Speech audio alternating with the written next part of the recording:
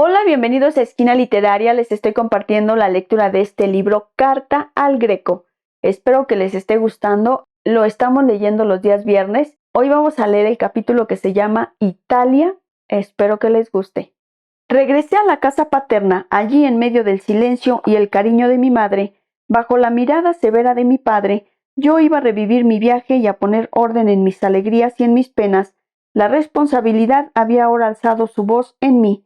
Ya no podía escaparle. Las tierras habían hablado, los muertos se habían erguido, Grecia se me había revelado como una Creta grande que luchaba a través de los siglos. Era su destino por la libertad. ¿Cuál era mi deber? ¿Colaborar con ella, arrojar en la lucha a su lado mi vida y mi alma? ¿De qué? ¿De quién debía yo liberarme? Preguntas difíciles, no podía contestarlas. Solo sentía que mi deber no consistía en estarme en las montañas, con un fusil en la mano para hacer la guerra a los turcos. Mis armas eran otras y todavía no alcanzaba a distinguir mis enemigos. Solo veía claramente esto: cualquier decisión que tome, cumpliré mi deber con la mayor lealtad posible. De esto estaba seguro, de mi probidad y de mi obstinación. Nada más. ¿Recuerdas el día en que mi profesor fue a quejarse a mi padre de que yo no me sometía a lo que decían mis maestros?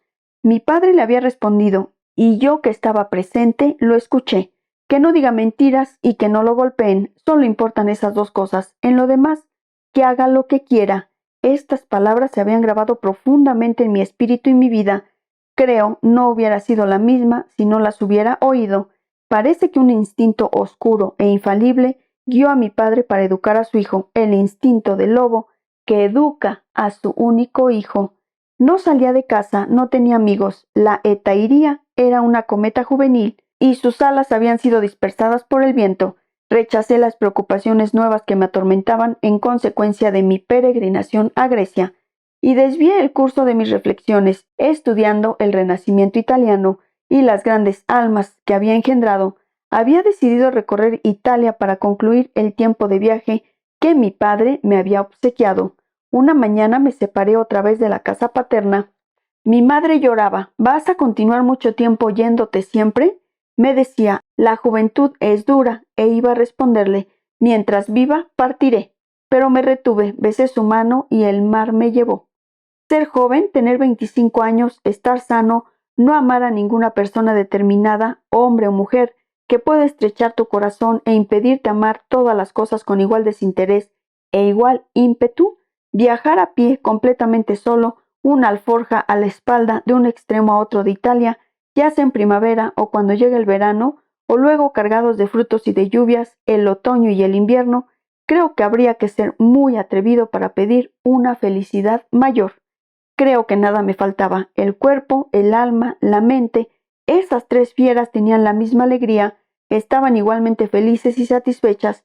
Todo el tiempo que duró este viaje de bodas con mi alma, sentí como nunca lo había sentido en mi vida, que el cuerpo, el alma y la mente están hechos de la misma tierra. Solamente cuando se envejece, cuando se cae en la enfermedad o en la desdicha, ellos se separan y entran en lucha uno contra el otro. Ya quiere mandar el cuerpo, ya el alma quiere emanciparse e irse, y la mente imponente contempla y confirma el desastre. Pero cuando se es joven, ¿cómo se aman los tres hermanos gemelos que maman la misma leche? Cierro los ojos, retorna la juventud, la armonía vuelve a formarse en mí, y veo pasar las riberas, las montañas, las aldeas con sus frágiles campanarios, sus plazuelas umbrías, el plátano, el agua que corre, los bancos de piedra alrededor y los ancianos sentados por la tarde, apoyados en su bastón, que discuten con calma, diciendo siempre las mismas cosas, desde hace tantos años, tantos siglos, y el aire en torno a ellos y encima de sus cabezas es eterno. Y cuando por primera vez vi las célebres pinturas, cómo temblaba mi corazón insaciable. Permanecía largo rato de pie en el umbral, temblorosas las rodillas, hasta tanto se aquietaban los latidos de mi corazón y podía resistir tanta belleza. Lo adivinaba bien: la belleza no tiene piedad, no se la mira, es ella la que os mira y la que no perdona. Corría de ciudad en ciudad, las pinturas, las estatuas, las iglesias, los palacios. ¡Qué avidez aquella! ¡Qué deseo ardiente! Tenía hambre, tenía sed y no me saciaba. Un viento de amor soplaba entre mis sienes. Nunca una mujer, nunca una idea, nunca un contacto con Dios en la vida futura ha producido tan grande alegría en mi cuerpo. Las preocupaciones abstractas aún no se habían apoderado de mí. Yo me regocijaba de ver, de oír, de tocar el mundo interior o exterior. Era uno solo, yo lo tocaba, era cálido y tenía el olor de mi cuerpo. Si en esa época hubiera debido crear mi Dios, le habría dado un cuerpo de efebo, como un curus antiguo, un vello espeso en las mejillas, rodillas sólidas, talle delgado, y hubiera tenido sobre sus hombros el mundo, como quien tiene un ternero. La manzana de la vida era aquí consistente, sana, ya no era Grecia. Mi peregrinación en tierra griega había sido a menudo dolorosa, porque esta tierra era para mí demasiado cercana, demasiado familiar. Yo conocía bien su sufrimiento, lo distinguía nítidamente tras su rostro hermoso y sufría con ella, pero allí era una tierra extranjera. Ella también tenía sus sufrimientos, pero yo no los conocía, o si los conocía, no me tocaban tan dolorosamente. El rostro de la belleza no tenía aquí, al parecer, ninguna cicatriz. Yo era un provinciano ingenuo, con el rostro aún cubierto de pelusilla, que paseaba por primera vez, solo y libre, en el extranjero, y mi alegría era tan grande que por momentos recuerdo el temor se apoderaba de mí. Sabía muy bien que los dioses son celosos y que ser feliz y saberlo era como un ultraje por exceso. A fin de conjurar el maleficio, había recurrido a cómicos artificios para disminuir mi felicidad. Recuerdo que en Florencia me sentía tan feliz que comprendí que esto excedía los derechos de los humanos y que tuve que procurarme un medio de sufrir. Fui pues a comprarme un par de zapatos demasiado estrechos. Me los ponía por la mañana y me hacían tanto daño que no podía caminar y andaba a saltitos como un gorrión. Por la mañana hasta mediodía era desdichado, pero después de comer, cuando cambiaba los zapatos y salía a pasearme, ¡qué felicidad! Caminaba tan ligero que me parecía volar. El mundo volvía a ser un paraíso. Yo recorría la ribera del Arno, cruzaba los puentes, subí a San Miniato. Por la tarde soplaba una brisa fresca y las gentes paseaban en medio de los últimos rayos de sol, completamente ataviados de oro, pero al día siguiente por la mañana volví a ponerme los zapatos estrechos, volvía a ser desdichado, y los dioses ya no tenían razones para intervenir. Yo también pagaba el tributo del hombre. Todo era simple, ningún problema me atormentaba, la manzana de la vida no encerraba ningún gusano, las apariencias me bastaban, no trataba de ver si había algo tras ellas. Un pintor de la antigüedad había pintado una cortina e invitado a un pintor rival a que viera y juzgara su obra. Quita la cortina para que vea el cuadro. La cortina es el cuadro, le respondió el pintor. La cortina que veía ante mí, las montañas, los árboles, los mares, los hombres, esto era el cuadro, y yo gozaba de él con una alegría golosa y leal. Mi primera rebelión, la de mi adolescencia, había perdido su fuerza. Yo había digerido las ideas humillantes, que la tierra no es el centro del universo, que el hombre desciende de los animales, que él mismo es un animal, más inteligente y más inmortal que sus antepasados, y la mujer que en un instante vino a perturbar tan violentamente mi sangre, a partir del momento en que la había depositado en el papel, no había vuelto a alterar la armonía. La inteligencia se complace en discurrir y demostrar que la mujer tiene el mismo valor, la misma alma que el hombre. En mí el corazón secular, el corazón africano, que desdeña y se niega a admitir el espíritu europeizante, rechaza a la mujer, no tiene confianza en ella, y así yo no la dejo penetrar profundamente en mí mismo y tomar posesión de mi persona. La mujer no es más que una alhaja del hombre, y lo más a menudo una enfermedad y una necesidad. Me acuerdo de Constandi, una fiera que era guarda de campo en Creta. Vivía solo y no dejaba que ninguna mujer se le acercara, y un buen día se oyó decir que este Constandi se casaba. Constandi, ¿qué es eso que se cuenta? Parece que te casas. ¿Qué le vamos a hacer, patrón? Me respondió. Pienso que si tomo frío, ¿quién vendrá a ponerme ventosas? Otro que se casó a los 50 años me había dicho para disculparse. ¿Qué le vamos a hacer, pequeño? Yo también tenía ganas de ver una trenza sobre mi almohada. Ya lo dijimos, o una alhaja o una necesidad. Libre, sin problemas metafísicos, sin preocupaciones amorosas, Mis alegrías permanecieron intactas durante todo este viaje de bodas por Italia. Sin embargo, cuando después de tantos años quiero evocar en mi mente las alegrías de entonces, me sorprendo. Las más espirituales se han depositado en el fondo de mí mismo, forman una sola cosa conmigo, no se distinguen como recuerdos, han pasado de la memoria a mi sangre, viven y actúan como instintos naturales. A menudo, al tomar una decisión, me doy cuenta luego que no soy yo quien ha tomado esa decisión, sino la influencia que sobre mí tuvo tal pintura, tal torre salvaje del Renacimiento, tal verso de Dante grabado en una callejuela de la antigua Florencia. Otras alegrías no espirituales, sino más corporales, más próximas al calor humano, permanecen inmóviles en mi memoria y me contemplan con una gran ternura y una gran aflicción. Y de toda esta aventura de juventud acaba por no quedar más que un botín extraño y muy humilde, una rosa que vi marchitarse en un seto de Palermo, una muchachita descalza que lloraba en una callejuela maloliente de Nápoles, una gata reclinada en una ventana gótica de Verona, negra con grandes manchas blancas. ¿Es un misterio que la memoria elige para conservar entre todo lo que se le ofrece? Es un misterio que la memoria elige para conservar entre todo lo que se le ofrece. Hubo un gran conquistador que a su muerte suspiró: hay 3 cosas que he deseado en mi vida y que no he podido disfrutar: una casita a orilla del mar, una jaula con un canario y una maceta de albahaca. 2 recuerdos sobre todo muy amargos se depositaron en mí entre lo que vi de Italia y me perseguirán como verdadero diluvio. Yo llegaba calado hasta los huesos a un villorrio.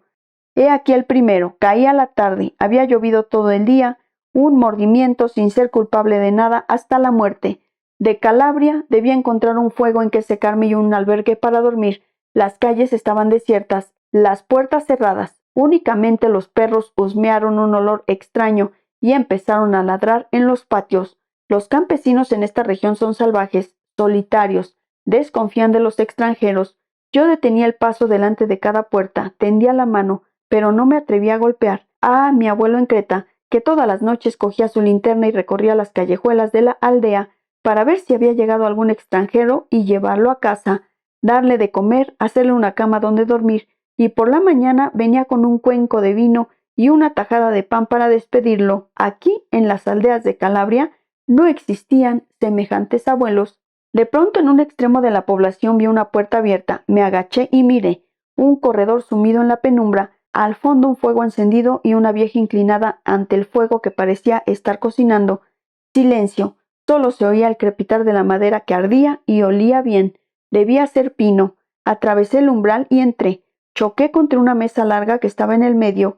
Llegué hasta el fuego. Había un banquito delante. Me senté. La vieja estaba acurrucada en otro banquito y daba vueltas lentamente el guisado en la marmita con una cuchara de madera. Me pareció que en un momento me echó una mirada rápida, pero no dijo nada. Me quité la chaqueta y la puse a secar. Sentía que la felicidad me subía como un calor de los pies a las pantorrillas, a los muslos, al pecho. Tenía hambre y aspiraba ávidamente el aroma que subía del guisado. Debían ser porotos. Sentí una vez más cómo la felicidad en la tierra está hecha a la medida del hombre, que no es un pájaro raro que perseguimos ya en el cielo, ya en nuestro espíritu. La felicidad es un pájaro manso que habita en nuestro corazón. La vieja se levantó, descolgó de un aparador a su lado 2 platos hondos, los llenó y el mundo se llenó del aroma de la sopa de porotos. Encendió una lámpara y la puso en la mesa larga. Trajo 2 cucharas de madera, una hogaza de pan negro. Nos sentamos uno frente al otro. Ella se persignó, me echó una mirada rápida. Comprendí y también me persigné. Empezamos a comer. Los 2 teníamos hambre. No dijimos palabra. Yo había tomado mi partido, no hablaría para ver qué pasaba. Tal vez sea muda, pensé, tal vez sea loca, una de esas locuras candorosas tan parecidas a la santidad. No bien terminamos de comer, armó mi cama sobre un banco a la derecha de la mesa y me acosté. Ella también se acostó frente a mí en otro banco. Afuera llovía a cántaros. Durante un largo rato escuché las aguas que cloqueaban en el techo. Oí la respiración de la vieja, apaciguada, tranquila. Debía estar fatigada, pero se quedó dormida, no bien se acostó. Poco a poco, con el ruido de la lluvia y la respiración regular de la vieja, yo también me fui sumiendo en el sueño. Cuando desperté, el sol entraba por las rendijas de la puerta. La vieja ya se había levantado. Había puesto la cacerola al fuego, preparaba la leche mañanera. Ahora la veía a la débil luz del día. Ella habría cabido en el hueco de la mano, arrugadita, encorvada, las piernas hinchadas, a cada paso se detenía y tomaba aliento. Solo sus ojos grandes, negrísimos, brillaban y no habían envejecido. Qué bella debió haber sido en su juventud, pensé, y maldije la decadencia y el destino del hombre. Nos sentamos nuevamente sin hablar, uno frente al otro. Bebimos la leche y me levanté. Coloqué mi mochila en la espalda y saqué mi cartera, pero la vieja se sonrojó hasta las orejas, me rechazó con un ademán. No, no, murmuró, no. Y como yo la mirara sorprendido, su rostro todo cubierto de arrugas se iluminó. Adiós. Sigue tu viaje. Desde que murió mi marido es la primera vez que el sueño me ha sido tan dulce y este otro recuerdo más amargo. En la primavera llegué a la ciudad más santa de Italia, Asís. El aire, los tejados, los jardincitos, los patios estaban impregnados de la presencia invisible del pobre de Asís. Un domingo las pesadas campanas de su iglesia tañían y enfrente, desde una plazuela, respondían las campanas tenues argentinas del monasterio de Santa Clara. San Francisco y Santa Clara, siempre inseparables, se confundían en el aire con las voces eternas que les habían dado la santidad y la muerte. ¿Cuándo vendrás, hermano Francisco, a vernos a las pobres mujeres en nuestro monasterio? Cuando florezcan las espinas y den flores blancas. Y he aquí que desde hace siglos florecen las espinas y desde hace siglos baten sus alas sobre Asís, el palomo y la paloma de Dios. Yo recorría las callejuelas estrechas, las puertas se abrían, aparecían las mujeres recién lavadas, bien peinadas y oliendo a lavanda. Iban a la iglesia a ver y ser vistas. En este país del sol en primavera, la iglesia es el salón de Dios. Sus amigos y amigas acuden a sentarse en las filas de sillas y entran en gran conversación, ya sea con Dios, ya sea con sus vecinos y vecinas. El servidor de Dios entra y sale vestido de encajes blancos y una sotana roja o negra, agita la campanilla, salmodia con voz dulce los loores al dueño de casa, San Francisco. Luego los invitados se levantan, se despiden y se dirigen a la salida. Era una visita que se hacía al santo y había terminado. El cielo sonríe feliz y abajo en la tierra abren las tabernas. Tenían cartas de recomendación para residir en la mansión señorial de la condesa Ericheta. Me la habían pintado como una anciana aristócrata que vivía sola con una fiel criada. Hermelinda, y se sentiría muy feliz de estar en mi compañía, había sido la dama más hermosa de Asís. Viuda a los 26 años, no había vuelto a conocer un hombre. Tenía grandes dominios, viñedos y olivares, y todas las mañanas subía en su yegua a Vis e iba a visitar sus tierras. Pero ahora había envejecido, tenía frío, se quedaba sentada delante de su chimenea, triste, hablando poco, como si lamentara la castidad de su vida. Dale conversación, mírala como si aún tuviera 26 años. Dale, aunque es muy tarde, un poco de alegría. Era un tibio día de primavera. Las golondrinas habían regresado. Los campos estaban cubiertos de florecillas blancas. El aire era cálido y perfumado, pero había fuego en la chimenea de la casa señorial y la anciana condesa estaba allí sentada, en un sofá bajo, con un pañuelo de seda azul sobre sus cabellos blancos. Dejó la carta sobre sus rodillas, se volvió y me miró. Yo estaba acalorado por la cuesta que había subido. Tenía el pecho descubierto, sentía calor.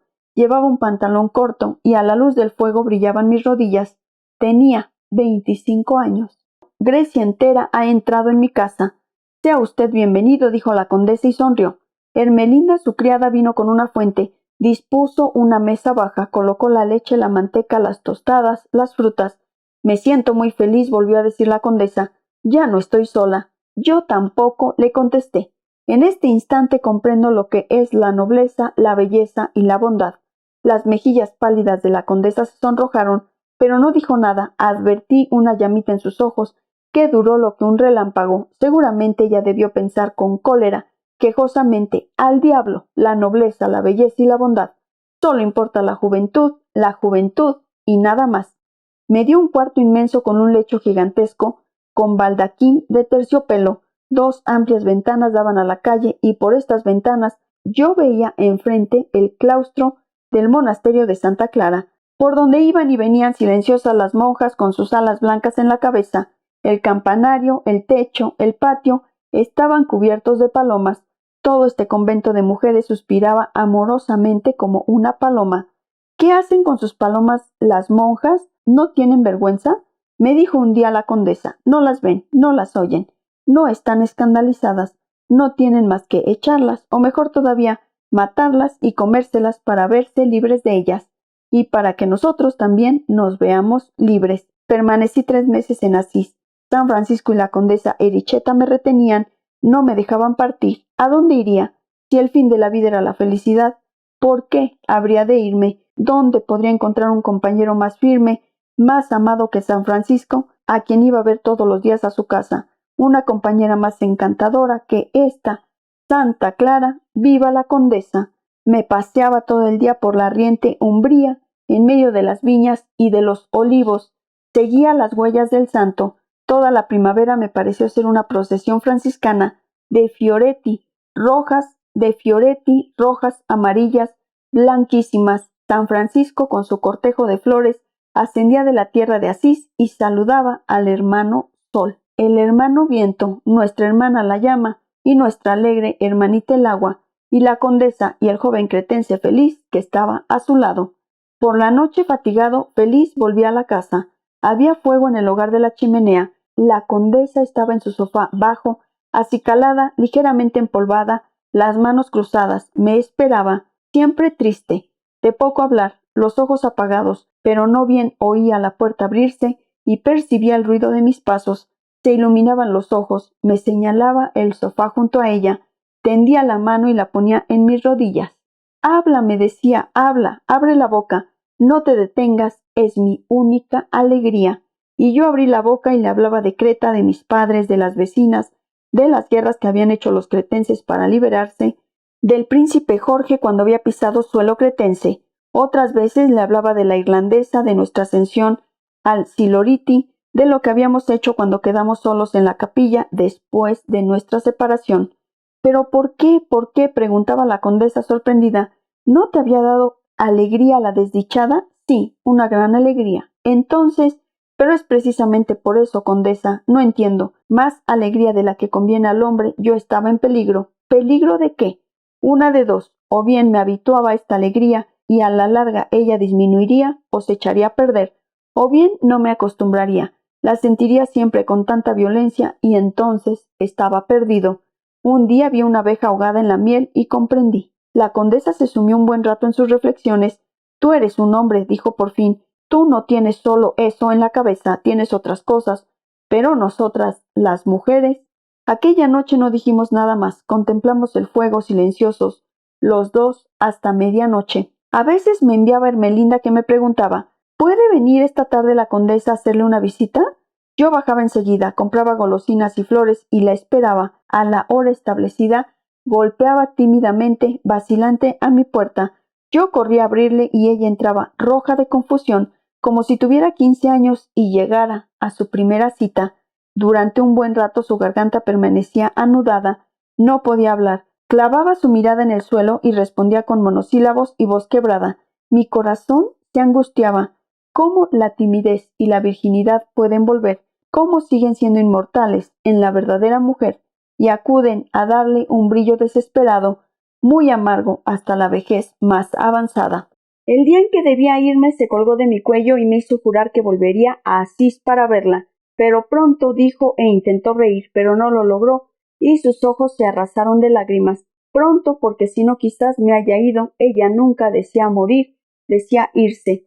Cumplí mi palabra. Algunos años más tarde recibí un mensaje de su confesor, don Dionigi. Venga, la condesa se va. Yo estaba en España, envié un telegrama y partí inmediatamente. Llevaba un ramo de rosas blancas. Al golpear la puerta de la casa temblaba. ¿Vivía? ¿Había muerto? Vino a abrirme Ermelinda. No me atreví a preguntarle. Le di las rosas. La condesa lo espera. Está en su cama. No puede caminar. Estaba sentada en su lecho. La habían peinado, arreglado. Le habían puesto un toque de color en sus mejillas pálidas y una cinta rosa alrededor del cuello para esconder las arrugas. Era la primera vez que la veía con las uñas pintadas. Abrió los ojos y me arrojé en ellos. Me senté a un lado de la cama y la miré. Qué hermosa era todavía a los 80 años, qué ternura y qué angustia había en sus ojos. Me voy, dijo suavemente, me voy. Estuve a punto de abrir la boca para protestar, para consolarla, pero ella tomó mi mano como para decirme adiós. Me voy, volvió a murmurar. Había caído la noche. Ermelinda entró para encender la lámpara. Ella no la dejó. No enciendas, Ermelinda. En la penumbra distinguía el extraño resplandor de su rostro y sus ojos convertidos en dos vastos huecos llenos de noche. A medida que la oscuridad se hacía más densa, yo sentía que la condesa silenciosa, desesperada, se iba. Al cabo de algunas horas, hacia medianoche, se fue. Es difícil, muy difícil, para el alma desprenderse de su cuerpo, el mundo, montañas, mares, ciudades, hombres. El alma es un pulpo y todas las cosas son sus brazos. Italia tomó posesión de mi alma tomó posesión de Italia. No nos separamos más. Solo formamos una cosa. No hay en el mundo poder más imperialista que el alma del hombre. Ella conquista, se deja conquistar, y su imperio le parece siempre estrecho. Se ahoga y quiere dominar el mundo para poder respirar. Tal ha sido el primer viaje virginal en que conocí a Europa. No lo comprendí inmediatamente entonces, pero las fronteras de la provincia habían empezado a manifestarse en mí. Había visto que el mundo era más rico y más vasto que Grecia, y que la belleza, el sufrimiento y la fuerza podían adquirir otros rostros que los que Creta y Grecia les habían dado. ¿Cuántas veces al contemplar los cuerpos que resplandecen y parecen inmortales en las pinturas del Renacimiento, me sentía invadido por una tristeza y una indignación insoportable, porque todos los cuerpos divinos, modelos de esas pinturas, ya se habían podrido porque se habían convertido en tierra. La belleza y la gloria del hombre duran menos. La belleza y la gloria del hombre duran menos que un relámpago. Las dos grandes heridas habían empezado a reabrirse en mí. Después de este primer viaje, la belleza ha dejado siempre en mis labios un regusto de muerte. Así es como mi alma se ha enriquecido al hallar una nueva fuente de rebelión, pues el alma cándida del muchacho no admite sin pena que la belleza se degrade, que Dios no extienda sobre ella su mano para hacerla inmortal. Si yo fuera Dios, piensa el muchacho, distribuiría profusamente la inmortalidad. Jamás dejaría morir un cuerpo hermoso ni un alma generosa. Pero ¿qué Dios es ese que arroja en el mismo estercolero a los hermosos y a los feos, a los cobardes y a los bravos, que sobre todos pone el pie sin distinción y los convierte en barro? O no es justo, o no es todopoderoso, o no comprende, y el muchacho, muy a menudo sin saberlo, forja en sí mismo secretamente un Dios que no deshonre su corazón. ¿Cree usted en la inmortalidad del alma?, le preguntaron un día a Renan, y el prestidigitador taimado, no veo la razón, respondió, para que mi almacenero sea inmortal. Tampoco yo, pero veo una razón para que las grandes almas no mueran cuando se separan de sus cuerpos. Así herido regresé a Grecia. Rebeliones intelectuales, sacudidas espirituales, confusas, imposibles de decantar, bullían en mí. No sabía lo que iba a hacer. Querían primero encontrar una respuesta, mi respuesta, a las preguntas eternas, y solo después decidir lo que yo llegaría a hacer. Si no empiezo, me decía, por hallar el fin de mi vida en la tierra, ¿cómo podré entrar en acción? Y no me preocupaba por hallar, adivinaba que era imposible y vano, cuál es objetivamente el fin de la vida, sino cuál era el fin que yo, por mi propia iniciativa, le daba de acuerdo con las exigencias de mi alma y mi mente. Que ese haya sido o no el fin verdadero, esto no tenía entonces para mí gran importancia. Lo importante era encontrar, crear un fin que esté de acuerdo conmigo y así, al perseguirlo, desarrollar en su mayor grado mis pasiones y mis capacidades, porque yo quería en adelante colaborar armoniosamente con el universo. Si este género de preocupaciones metafísicas es en un joven una enfermedad, en aquella época yo estaba gravemente enfermo. En Atenas me sentía como en un destierro. A mis amigos las preocupaciones cotidianas de la vida les había secado el espíritu y el corazón. No tenemos tiempo de pensar, me decía uno. No tenemos tiempo de amar, me decía el otro. ¿Tú te preocupas por el sentido de la vida?, me dijo un tercero riendo. ¿Para qué quieres saberlo, pobre amigo mío? Esto me ha hecho recordar de la respuesta que me había dado un campesino cuando le pregunté con ansiosa curiosidad cómo se llamaba el pájaro azul que volaba sobre nosotros. Me había mirado con mirada socarrona. ¿Para qué quieres saberlo? No sé. Come. Y un juerguista que acompañaba a mi amigo profirió con su pupila llena de malicia guasona. Voy a decirte una canción muy conveniente. Comer y cagar, beber y pedorrear. Esto es la vida del hombre. y entre los intelectuales había pequeños celos, pequeñas disputas, chismes, presunción. Me había puesto a escribir para poder respirar, para orientar el grito que estaba en mí. Subía a Dexameni, donde estaba el grande y peligroso nido de avispas literarias. Me sentaba en un rincón, escuchaba. Yo no chismeaba, no frecuentaba las tabernas, no jugaba a las cartas. Era insoportable. Las 3 primeras tragedias que nutría en mí me hacían sufrir. Los versos futuros eran aún música y se esforzaban en superar el rumor confuso para convertirse en palabra. 3 grandes figuras se esforzaban dentro de mí por adquirir un rostro: Ulises, Nicéforo, Focas, Cristo, por desprenderse de mis entrañas, por liberarse, y además por liberarme. Toda mi vida me he hallado bajo el imperio de las grandes almas heroicas. Quizá por eso, cuando era niño, leía con tanta pasión la vida de los santos, y ansiaba ardientemente llegar a ser santo yo también, y más tarde con qué pasión me zambullía en la lectura de la vida de los héroes, conquistadores, exploradores, Don Quijotes, y cuando se daba el caso de que una figura reunía el heroísmo y la santidad, se convertía para mí en el ideal del hombre, y al no poder ser uno ni otro me esforzaba mientras escribía por consolarme de mi indignidad. Tú eres una cabra, le decía a menudo a mi alma, y procuraba reír de miedo de ponerme a sollozar. Tú eres una cabra, pobre alma mía, tienes hambre, y en lugar de comer carne, pan y de beber vino, tomas una hoja de papel, escribes carne, pan, vino, y te comes el papel. Hasta que un día brilló una luz. Me había refugiado en Quipicia, en medio de los pinos, en una casa completamente solo. Nunca he sido misántropo, amo a los hombres pero de lejos, y cuando alguien venía a verme se despertaba en mí el cretense y lo agasajaba. Durante un buen rato me sentía feliz, lo escuchaba, penetraba en él y si podía ayudarlo, lo hacía alegremente. Pero si el encuentro y la discusión duraban demasiado tiempo, me retiraba en mí mismo y deseaba violentamente estar solo. Los hombres sentían que no los necesitaba, que podía vivir sin su conversación, y nunca me lo han perdonado. Hay pocos hombres con quienes hubiera podido vivir mucho tiempo sin sentir malestar. Pero un día brilló una luz. Aquel día, en Quipicia, encontré un joven de mi edad, a quien nunca he dejado de amar ni de estimar, y que era uno de esos seres raros cuya presencia me era más agradable que su ausencia. Era muy hermoso y él lo sabía, era un gran poeta lírico y lo sabía. Había escrito un gran poema, admirable por su atmósfera poética, su verso, su lengua, por una armonía mágica, y yo no me cansaba leerlo y de complacerme cada vez en su lectura. Este poeta era de la raza de las águilas. En su primer aleteo había llegado a la cumbre. Más tarde, cuando quiso escribir en prosa, vi que era verdaderamente un águila. Cuando no volaba y pretendía caminar por el suelo, era como el águila caminando, pesado y torpe. Su elemento era el aire.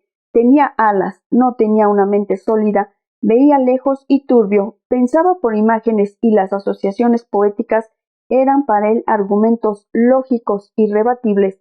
Cuando se embrollaba en razonamientos no lograba hallarles término. Una imagen luminosa se interponía como un relámpago, o bien lo cerraba con una vibrante carcajada, pero era de buena casta y tenía un encanto y una cortesía poco comunes. Había que verlo cuando hablaba, arrebatado con sus ojos azules brillantes, había que oírlo recitar sus poemas y hacer temblar los vidrios de la casa, para comprender lo que debían ser las rapsodas de la antigüedad, aquellos que coronados de violentas y pámpanos iban de palacio en palacio y aplacaban con su canto a los hombres que todavía eran fieras. En verdad, desde el primer momento en que lo vi, sentí que este hombre hacía honor a la raza humana. Nos hicimos amigos enseguida. Éramos tan diferentes uno del otro que adivinamos de inmediato que uno tenía necesidad del otro y que los dos juntos realizaríamos el hombre completo. Yo áspero, avaro de palabras en mi dura corteza popular, lleno de preguntas, de angustias metafísicas, no me engañaba el brillo de la fachada, adivinaba el cráneo tras el rostro hermoso, sin ninguna ingenuidad, sin ninguna seguridad. No había nacido príncipe y me esforzaba por llegar a serlo.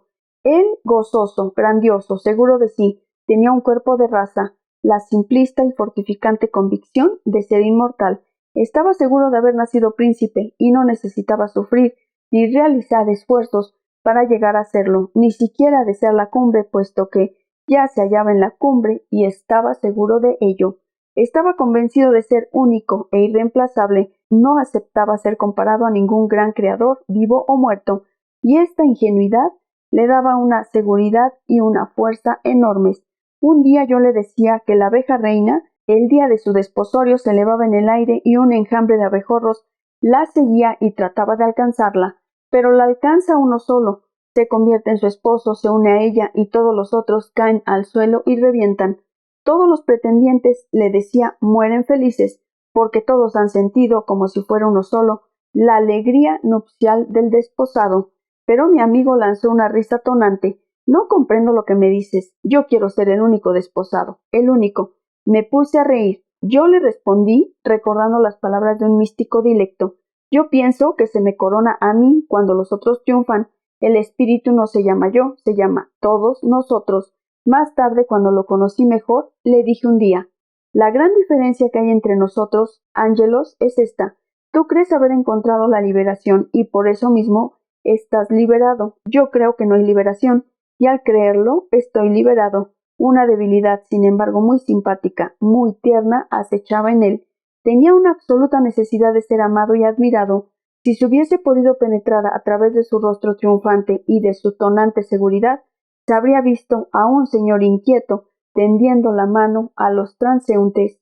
Uno de sus antiguos amigos, muy cínico, me dijo un día, se las da de sultán, pero es una sultana. Muchos celosos por antipatía hacia la pompa de su vida exterior, lo consideraban un comediante, decían que él no creía en nada y que todo lo que hacía y decía era mentira y ostentación. Un pavo real que contemplaba continuamente desplegadas sus alas multicolores, pero si se lo desplumaba, solo se encontraría una vulgar e insignificante gallina. No, no era un comediante. Su vida exterior, sus palabras altisonantes, su énfasis, sus baladronadas, su convicción de ser único en el mundo, y si quería podía hacer milagros, correspondían a una absoluta sinceridad, a una profunda certidumbre interior. Él no aparentaba ser único, tenía la convicción irrebatible. Era capaz de poner la mano en el fuego con la certeza de no quemarse, de precipitarse despreocupadamente en la guerra, con la certeza de que ninguna bala podía alcanzarlo. Comía mucho y se jactaba de ello, porque estaba seguro de transformar en espíritu lo que comía, mientras que los otros decía y reventaba de risa. Un día, mientras nos paseábamos por las calles de Atenas antigua, me dijo, siento tan intensamente a Dios en mí, que si en este instante tocas mi mano, brotarán chispas. No le contesté. ¿Qué? ¿No lo crees? Me dijo al ver que me callaba. Prueba, toca. Y me tendió la mano.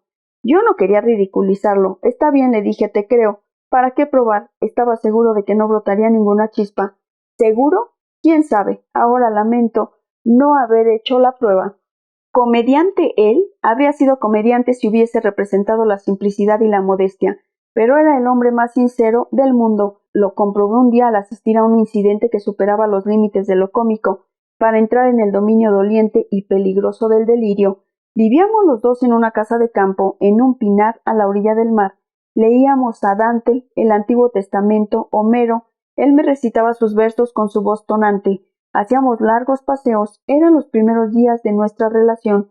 Para mí constituía una gran alegría haber encontrado un hombre que solo podía respirar en el más alto grado del deseo. Nosotros destruíamos y volvíamos a crear el mundo. Estábamos los dos seguros que el alma es todopoderosa, solo que él pensaba esto de su alma y yo del alma del hombre. Una tarde, cuando nos preparábamos para nuestro paseo cotidiano y estábamos de pie en el umbral mirando el mar, he aquí que llega corriendo desaladamente el cartero de la aldea. Sacó una carta de su saco, se la dio a mi amigo y luego se inclinó para hablarle al oído como enloquecido. Hay también un paquete grande para usted, dijo con voz aterrorizada. Mi amigo no lo oyó. Leía la carta y su semblante se sonrojó. Me tendió la carta. Lee. Tomé la carta y leí. Mi pequeño Buda, nuestro pobre vecino el sastre ha muerto. Te lo envío y te ruego resucitarlo. Le escribí a su mujer. Mi amigo me miró con angustia. ¿Crees que podré? Me encogí de hombros. No sé, respondí. En todo caso, es muy difícil. Pero el cartero estaba apurado. ¿Qué debo hacer con el paquete? Preguntó, y ya levantaba un pie para irse. Tráelo, dijo bruscamente mi amigo. Se volvió nuevamente a mí, como esperando que yo le diese valor, pero yo me sentía muy molesto y callaba. Nos quedamos inmóviles, esperábamos. El sol descendía hacia el poniente. El mar se había puesto de un rosado oscuro. Mi amigo se mordía los labios y esperaba. Poco después 2 campesinos aparecieron. Llevaban un ataúd miserable. El sastre estaba dentro. Subidlo al piso alto, ordenó mi amigo, y su rostro radiante se había oscurecido. Volvió a darse vuelta y me miró. ¿Qué piensas de esto? Insistió. Su mirada estaba clavada inquieta en mis ojos. ¿Qué piensas? ¿Podré? Prueba, le respondí. Yo me voy a pasear. Caminé por la orilla del mar, aspiraba profundamente el olor de los pinos y del mar. Ahora se verá, pensaba yo, si es un comediante o un alma peligrosamente temeraria, dispuesta a desear y a emprender lo imposible. Intentará resucitar al muerto, o bien, viejo taimado, temerá el ridículo y se irá discreta y tranquilamente a dormir en su cama. Hoy se verá. Yo temblaba ante la idea de que el alma de mi amigo iba a ser medida de ese modo, y caminaba a toda prisa agitado. El sol se había escondido en el mar. Resonó entre los pinos el primer graznido de la lechuza, tierno y dolorido a lo lejos. La cumbre de las montañas empezaba a esfumarse en el crepúsculo. Prolongué deliberadamente mi paseo, porque sentía un malestar ante la idea de volver a casa. En primer lugar, me molestaba la presencia del muerto. Nunca pude estar junto a un muerto sin estremecerme de desagrado y de temor. Luego quería retrasar lo más posible el momento de ver cómo habría actuado mi amigo en aquel momento crucial. Cuando regresé a casa, el cuarto de mi amigo, situado encima del mío, estaba todo iluminado. No tenía ganas de cenar y me acosté a dormir, pero no pude pegar los ojos. Durante toda la noche escuché sobre mi cabeza sordos bramidos y la cama que chirriaba. Luego, inmediatamente después, pasos fuertes en todos los sentidos durante mucho tiempo. Luego otra vez los bramidos y la cama que chirriaba, así toda la noche. A veces escuchaba a mi amigo suspirar profundamente y abrir la ventana, como si se sofocara y le faltara el aire. Acabé por cansarme, y al alba se apoderó de mí el sueño. Tardé en despertarme y bajar. Mi amigo estaba sentado ante la mesa, con su leche delante. No la había probado. Al verlo tuve miedo. 2 grandes ojeras azules rodeaban sus ojos. Estaba pálido, y sus labios eran blancos. No le dirigí la palabra. Me senté a su lado, pesaroso, y esperé. He hecho lo que he podido, dijo por fin, como si quisiera disculparse. ¿Recuerdas cómo el profeta Eliseo resucitó al muerto? Se extendió sobre él, pegó su boca a la del muerto, y así le transmitía su aliento, y bramaba. Yo he hecho lo mismo. Se calló, y luego al cabo de un momento, toda la noche en vano. Yo estaba lleno de asombro, contemplaba a mi amigo y lo admiraba. Había caído en el ridículo, pero lo había superado. Había llegado a la frontera trágica del delirio, y ahora de regreso estaba sentado ante mí, agotado. Se levantó, avanzó hasta el umbral de la puerta, miró el mar, se enjugó la frente en que no cesaban de brotar gruesas gotas de sudor, se dirigió a mí, y ahora preguntó ¿qué hacer? Llama al sacerdote para que venga a enterrarlo, le dije, y nosotros vamos a dar nuestro paseo por la orilla del mar. Lo tomé del brazo, yo temblaba, nos quitamos los zapatos, los calcetines y chapoteamos en el agua. Nos refrescamos, él no hablaba, pero sentí que el frescor del mar y el ligero oleaje lo apaciguaban. Tengo vergüenza, murmuró por fin. ¿Entonces el alma no es todopoderosa? Todavía no lo es, respondí. Llegará a serlo. Es una muestra de gran valor el querer superar los límites del hombre, pero se necesita igual valor para admitir, sin terror, esos límites y no desesperar. Golpearemos nuestras cabezas contra los barrotes. Muchas cabezas quedarán reducidas a polvo, pero un día los barrotes se romperán. Yo quisiera que sea mi cabeza la que los rompa, dijo, y arrojó un guijarro al mar con un gesto de desprecio. Yo, gritó, y nadie más. Sonríe. Yo. Esta era la prisión terrible, sin puertas, sin ventanas, donde mi amigo estaba encerrado. ¿Cuál es la cima más alta que puede alcanzar el hombre? Le dije, procurando consolarlo. Es vencer el yo. Cuando lleguemos a esa cumbre, ángelos, solo entonces seremos liberados. No respondió, pero golpeaba el agua con su talón furioso. El aire entre nosotros se había vuelto pesado. Entremos, dijo, estoy cansado. Cuando llegamos a casa para conjurar la desgracia, tendí la mano hacia la rica biblioteca de mi amigo. Mire, le dije, voy a elegir un libro con los ojos cerrados. Él decidirá. ¿Qué decidirá? Dijo mi amigo nervioso. Lo que haremos mañana. Cerré los ojos. A tientas saqué un libro. Mi amigo me lo arrancó de las manos, lo abrió. Era un gran álbum de fotografías, monasterios, monjes, campanarios, cipreses, celdas al borde del abismo con el mar agitado debajo. El monte Athos, grité.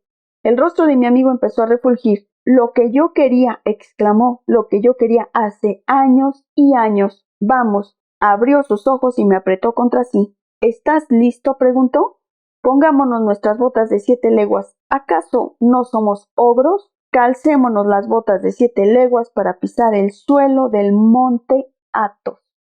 Espero que les haya gustado la lectura del capítulo del día de hoy, que se llama Italia. Estuvo bastante largo, aunque muy entretenido. Muchas gracias por escucharme y los espero en el próximo video.